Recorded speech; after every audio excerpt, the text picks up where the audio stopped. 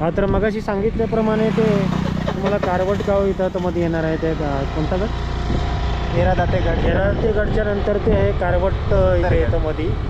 इथे मग खूप मध्ये प्राणी येतात, जंगली प्राणी. तो मगाशी सांगितल्याप्रमाणे तुम्हाला दिसलं असेल बघा, हा कारवटचा बोर्ड आहे आणि इथे खूप मोठं गाव आहे कारवट. हे बघा, हा बस स्टॉप आहे. इथे खूप मोठं गाव आहे. इथे खूप नाववंत लोक राहतात. आणि आता तिथेच थोडक्यात मी माहिती आता सांगत नाही आहे, कारण हा व्हिडिओ फक्त मी ट्रॅकसाठी केलेला आहे. आणि माहिती सांगायचं म्हटलं तर मी परत व्हिडिओ बनवून तुम्हाला सांगतो. हे बघा, खाली कोयना नदी दिसत आहे तुम्हाला. जर धरणाचं पाणी पण दिसत आहे, पण त्या साईडला सूर्य गेल्यामुळं तुम्हाला ते क्लिअरिटी दिसत नाही. नाहीतर खाली कोयना नदी आहे. ही पण इथून कारवटला वर आल्यानंतर तुम्हाला इथून खाली दिसते. मेन म्हणजे आता धरणाचं पाणी भरलंय, 1 महिना पाऊस भरलेला आहे. आणि नंतर उन्हाळ्यात ती नदी तुम्हाला इथून दिसणार नाही, थोडी कमी, थोडं खाली गेलेलं असतं. आणि हे बघा, खूप मोठं मस्त जंगल आहे. तुम्ही जागोजागी थांबून याचा आनंद घेऊ शकता. इथं काही नाही आहे म्हणजे की तुम्ही हा इथे कारवटचा क्रिकेट ग्राउंड आता पाठीमागे गेला, मला दाखवायचा राहिला. स्टेडियम सारखंच आहे, असं हिरवंगार वातावरण. आणि उन्हाळ्यातही असंच असतं. हा ट्रॅक बघा, हा करताना खूप आनंद येतो. आणि थोड्या दिवसांनी हे तुम्हाला इथे सगळी फुलं दिसतील बघा. जी फुलं काही म्हणजे ज्या जातीची आहेत, कास पठाराची जी फुलं आहेत इथे, सगळ्याचा आनंद इथं घेता येतो. हा नजारा एवढा डोळ्यात भावत नाही असा नजारा इकडे दिसायला मिळतो. पुढे किंवा मागं गेलं तरी जाय आपण दिसू असं उलट फिरून. बरं, बोल आता थोडा बोल. मी भरपूर बोललो त्या गावात. बोलायला नाही जमत नाही तर मी लय व्हिडिओ बनवले असते.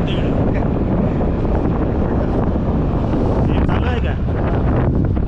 पाठवून दिसतंय का फुटून दिसतंय? कॅमेऱ्यात बघा ना तिले, हे हा कॅमेरा आहे.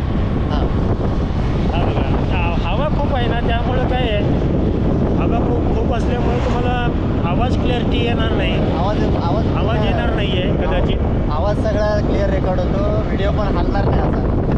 आणि हवा खूप आहे, म्हणजे हवा प्रमाणाच्या बाहेर हवा आहे. फक्त पाऊस नाही, नशीब चांगलं आहे आपलं. 30च्या स्पीडला आहे आणि हवा मग असेल 80च्या स्पीड.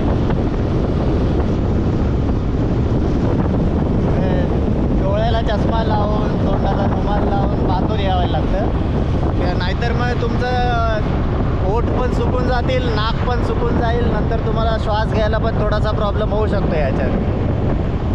डोळ्यातून पाणी यायला चालू होतं कधी मध्ये मध्ये.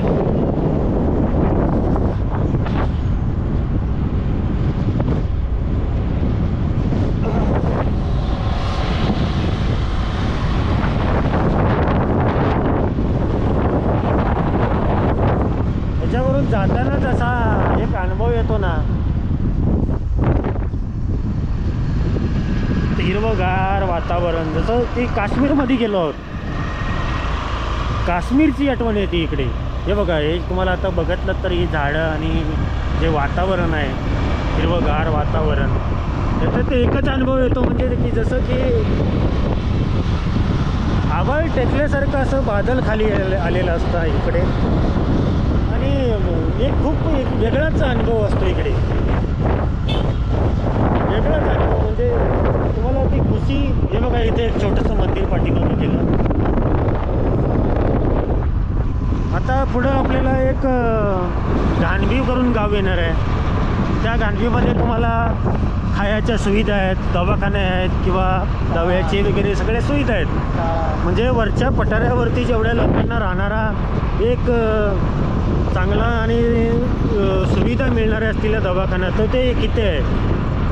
म्हणजे पाटणवरून निघाल्यानंतर एक तुम्हाला एक 10-12 किलोमीटर 20 किलोमीटर अंतरावरती तुम्हाला तो वरती आल्यानंतर मिळेल.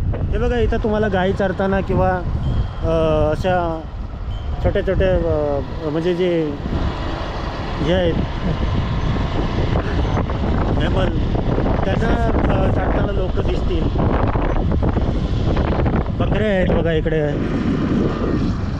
म्हणजे कुटुंबापुरती एक छोटीशी एक सुविधा केलेली असते, म्हणजे की 2 म्हैसी 2 गाई आणि एक छोटं मोठं म्हणजे रानामधली शेती, असं काही छोटंपट पिकवून इकडे एक लोक निर्वाह आपला भागवत असतात, आपला निर्वाह करत असतात. आणि काही फॅमिल्या इकडच्या मुंबईमध्ये आहेत किंवा कुठं आउट ऑफ मुंबईपेक्षा बाहेर आहेत.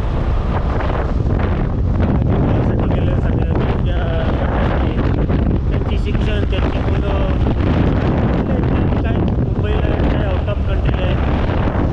पण हे जे आहे ना, हे बघा, हे पाटण खाली दिसत आहे.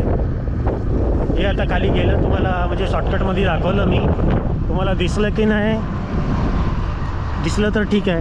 हे छोटे छोटे असे तलाव बघा, हे म्हणजे नद्या अशा छोटे छोट्या वाहत असतात. हे बघा इथे, ह्या बघा इथे पाणी साचलेलं आहे आणि वाहत आहे. पाणी साफ, हे असा इथला नजारा, एकदम स्वच्छ पाणी. एकदम खडकावरती धबधबे पण आहेत, पण ते आता तुम्हाला शॉर्टकटमध्ये मी तुम्हाला दाखवत नाही आहे. केरळला साफ नदी असल्यासारखं बोलतात. म्हणजे गांधीच्या आणि बोंद्रीच्या वरती आल्याच्या नंतर तुम्हाला बघा असं मध्यंतरी एक स्वच्छ पाण्याचं असं एक रिव्हर मिळेल. आंघोळ करू शकतो. इथं आंघोळ करू शकता, आनंद घेऊ शकता. हे बघा खालच्या बाजूला तुम्हाला दाखवतो एक. या साईडला बघा हे असं दिसत आहे. असा खूप मस्त नजारा असा बघा पाहायला मिळतो. हा छोटासा पूल आहे आणि त्याच्यावरती बघा हे असं खूप मस्त नजारा, रिव्हर असं हे वाहत आहे. हे आनंद म्हणजे हा आनंद डोळ्यात मावण्यासारखा नाही आहे. खूप मोठा आनंद आहे इकडे, घेण्यासारखं खूप काय आहे. पुढे तुम्हाला आता एक गांधी म्हणून गाव येणार आहे. तिथं सुद्धा एक छोटासा वडा आहे, पाणी वाहत आहे त्याच्यामध्ये आणि खूप स्वच्छ पाणी. आणि पाऊस आला तरच जरा की काय पाणी तुम्हाला वाटतं, पण ते पाण्यात तुम्ही मजा करू शकत नाही. आणि पूल बांधलेला आहे, पूल बांधलेला आहे आणि कधीही पुलाचाही वापर करावा. अन्यथा ह्या पाण्याचा भरोसा नाही. पाण्याच्या पातळी कधीही वाढू शकते आणि अनुभव नसल्यामुळं पाण्यात उतरू नये. ही एक खबरदारी घेणे गरजेचं आहे.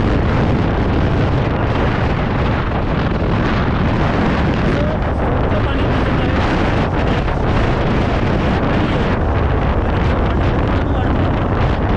त्या डोंगरावरती वरती कधी पाऊस पडतो, पाणी वाढतं, पातळी वाढते, त्यामुळं हे रिस्की आहे.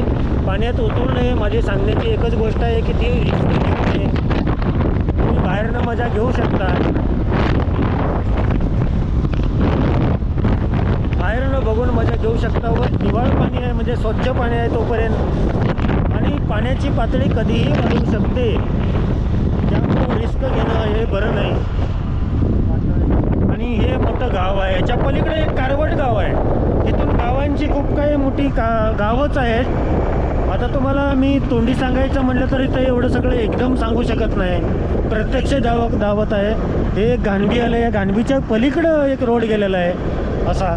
तर त्या रोडच्या पलीकडे असे हे दिसतोय, ह्या डोंगर पलीकडे, ह्या डोंगरच्या पलीकडे एक कारवट गाव आहे आणि तिथून तुम्हाला कोयना नदी अशी एकदम स्वच्छ आणि सूत्र अशी दिसते. वरून नजारा दिसतो, तिथूनच दिसतो असं नाही, वन कुसावड्यातून दिसतो, पण तिथून पण दिसतो. आता आपण तिकडे जाणार नाही आहोत, आपण इकडे जाणार आहोत.